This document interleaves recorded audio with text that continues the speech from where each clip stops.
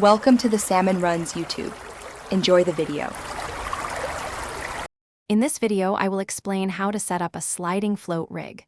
First, you'll need to gather your essential components: a sliding float, 2 bobber stops, and 2 small beads. Selecting the right float is crucial. It should be appropriately sized for the weight of your bait and the conditions you'll be fishing in. Make sure your fishing line is ready and properly spooled on your reel for a smooth setup. Now let's assemble the rig.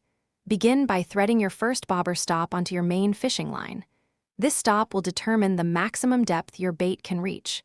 Next, slide on one of your small beads, then the sliding float itself, and finally, the second small bead. Finish this section by threading the second bobber stop onto the line, positioning it above the float. With the float assembly in place, it's time for the leader and weighting.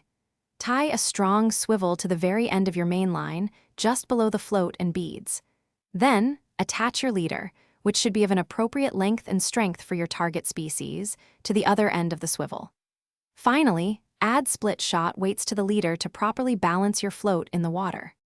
Before you start fishing, always test your rig in the water to ensure the float sits perfectly and your bait is presented naturally. Adjust the bobber stops to precisely set your desired fishing depth, allowing your bait to reach the strike zone effectively.